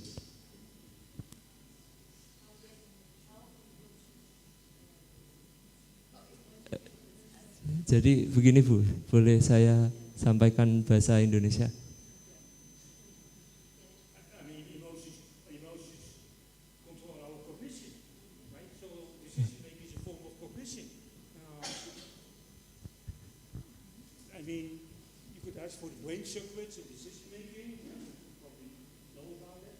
It might be interfere with brain circuit, which involved in processing of emotional stimuli, or I mean, in our brain almost everything is possible, but exactly where decision making is happening and how this interferes with our emotional state, I do not know. You should come up with an experiment and you figure it out, right? It's an interesting question, yeah? But I cannot answer it, and if I cannot answer it, we should do an experiment to figure it out. Yeah? Sorry, bad answer, but it's like that.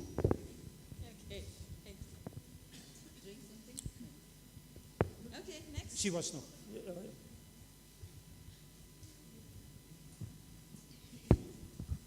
Thank you.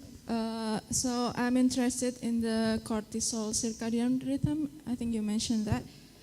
Is the circadian rhythm more like affected by like the environment, like probably the sunlight, or how the days goes by, like the temperature surrounding us, or is it more like our sleep pattern? Because I feel like I'm more like a night person, but sometimes I do feel like I feel better throughout the day when I wake up early than when I wake up late. So yeah, that's my question. Thank you. All circadian rhythms are controlled by environmental stimuli, and the most important one is light and dark. In Indonesia, the difference between the seasons are very small, right? Yeah? But if you go to Scandinavia or you go to the south part of New Zealand, right, in which people really have in their wintertime very short light periods, right, then you could see that the circadian rhythm, in case there's very little light, could be even, let's say, destroyed. Right? Because of that, it might be possible that feelings like depression might more quicker emerge. Just regarding everything, there are individual differences between people, right? The normal distribution, and it could be, in your case, yeah, and that's more often the case in young people, that the time point in which cortisol starts to go down during the day, right? That it is delayed. It means that you're longer active, right? Yeah? And the time point in which it goes up might also be shifted more than in other people. Yeah? It could be that when you're getting older, or when you look at your parents, right, they might more easily go to bed. It's more the case that older people are more morning type of people, yeah? And younger people are more often evening type of people. Yeah? The type of person that you are, morning or evening, is also depend on your environment. If you have to be in class at 7 o'clock, right, 8 o'clock, whatever, right, yeah, you have to get up early. Yeah? You have to traffic, blah, blah, blah, get dressed, and chat with your friends over here, right? Yeah? In case you have holidays, then it's a better time for me or for yourself to see what is your favorite time to get up and to sleep, right? Then there is no or much less environmental pressure. While the most important, they call it Zeitgeber, environmental stimulus, which is responsible for your circadian rhythm, yeah, that is in Indonesia still the same. It doesn't matter in winter or summer, when you have holidays or not. I mean, it's just 10-15 minutes. Yeah? But in your holidays, you can see what your preferred rhythm is. And yes, your preferred rhythm might change when you're getting older, and is also shaped by environmental circumstances. If you're living in a cave without any information, without a clock, and without regular people coming in and bringing you food. This is just food present for 3 weeks. Then you might no longer have a circadian rhythm. Then you have a rhythm with a different time period. It's no longer 24 hours. It is 25 hours. Every day our rhythm is a little bit shortened by the sun. There are many things to tell about circadian rhythms. And if somebody is measuring cortisol, by the way, some people are doing that, you should never do that on a single time point, because it depends on the circadian phase in which you are measuring. And there are individual differences. Yeah? But you say some people, they just get up, and the other people are already hours awake. And then they might have a different level of cortisol. And that's what we do not want. Then if you take a single time point, you do not know in which phase they are. So Professor Van Leutelaar is the very expert in the research in science of sleep, and Professor Bo is also the expert in the doing of sleep. Sobat mau sing takon? Okay, who's next? Okay, that would be the last, and then we will give a chance for those online. So you guys want it online, you may ask question directly, but I'll give you only one chance, so that will write. Then raise your hand, and then Professor Ganda Wijaya will point you out. Go ahead.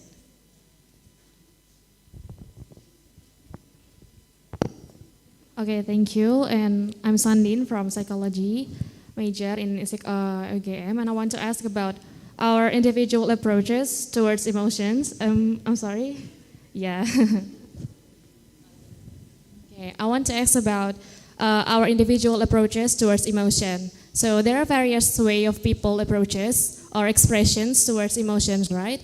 And there are people who tend to repress their emotions. There are people who like to express their emotions towards other people. So I want to ask about, is there any specific reasons or scientific reasons of how people decide their approaches towards emotions?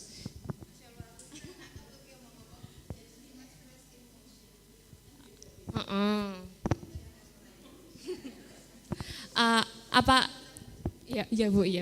Ada nggak sih kayak scientific reasons-nya atau specific reasons kenapa sih orang itu bisa decide dia tuh caranya dalam emosi itu aku nge-repress aja lah biar orang-orang nggak usah tahu. Apakah atau enggak ada orang yang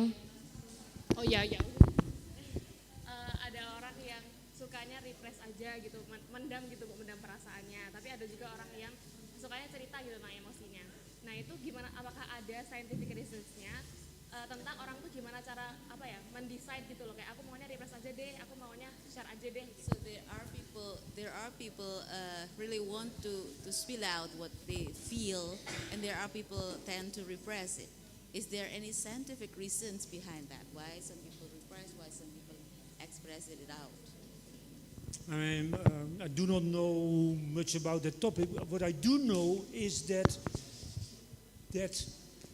the people who live in Kalimantan, that they are much more direct and expressive than the Javanese people. Right? I mean, how you and in which situation you express your emotions is very much culturally shaped. Maybe also genetically, but I believe you are trained by your parents, or you see examples how your family behaves, right? And as a child, you learn to behave in a similar way. I understood that in other ethnic groups in Indonesia, they behave a little bit different in the same situations, right? They could be more direct or more expressive or not.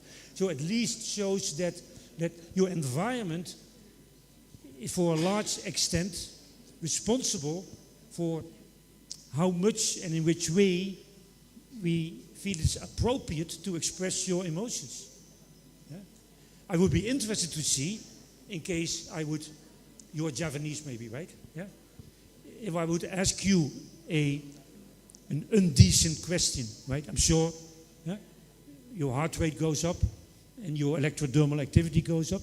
I would like to see whether this the size of this effect is the same in Javanese and in people from Kalimantan, right? Yeah. I expect that their bodily reactions will be the same, but that their behavioral expression is culturally shaped. That's what I expect. I think it's a reasonable answer. I'm happy with this answer myself. Okay, so teman-teman ada yang ingin bertanya yang di online? Tidak harus. Okay, no one? Okay, then if it's no one, teman-teman, we've got the blessing untuk ketemu teman-teman yang ada di gamelan. So teman-teman di gamelan akan menutup this class with their music. Go ahead. Woo.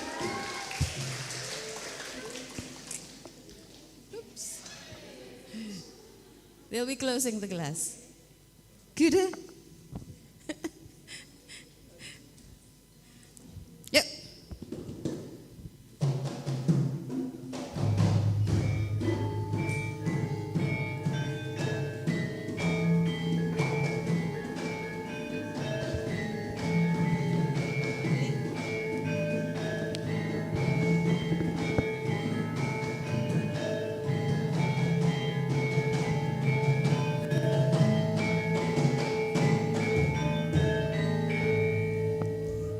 So, hari ini, today is a hari for having regular rehearsal. And we want to make sure before Professor Van Leutler going back to Belanda, he will really do and having a very great competence in doing the gamelan. We will train him. If he's not expert yet, we will hold him not to go back, right? Guyur agar tidak nen. Oke, so teman-teman kita syukuri yang kita peroleh sampai hari ini, semoga bermanfaat. Teman-teman yang ada di online, hello, mari kita having a silent moment. Semoga kita boleh menjadi orang-orang yang getting the benefit of the knowledge, and anytime you learn something, so it's not gonna be a waste. Go ahead.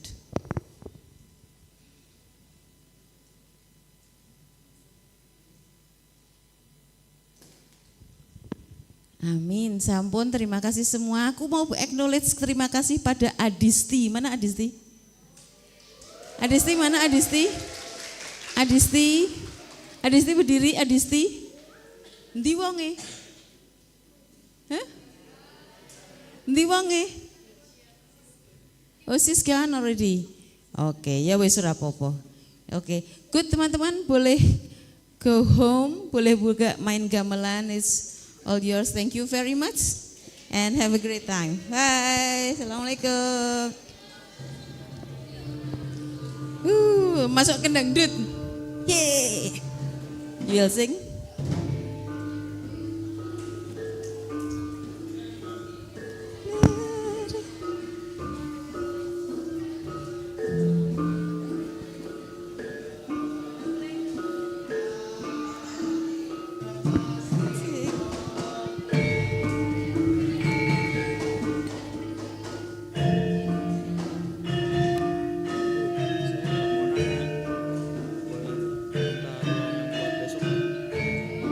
Boleh.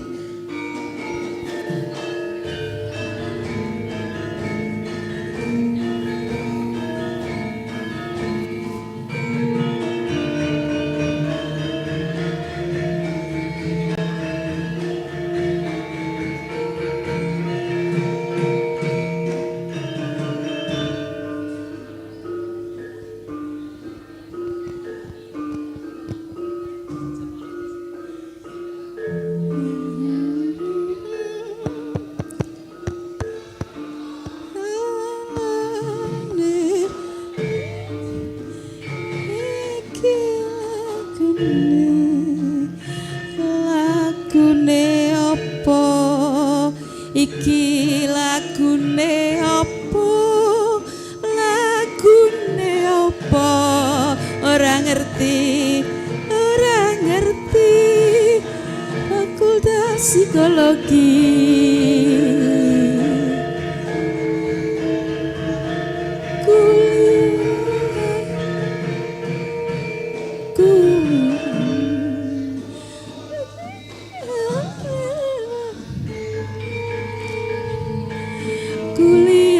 psikologi.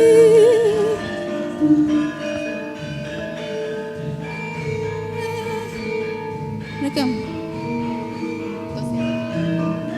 Wanna come here?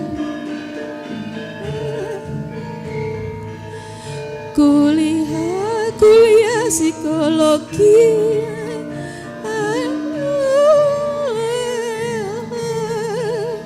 Lagune opo aku ora ngerti, psikologi emosi dino iki gurune nang kene Profesor Van Looy Telar, aku meng murid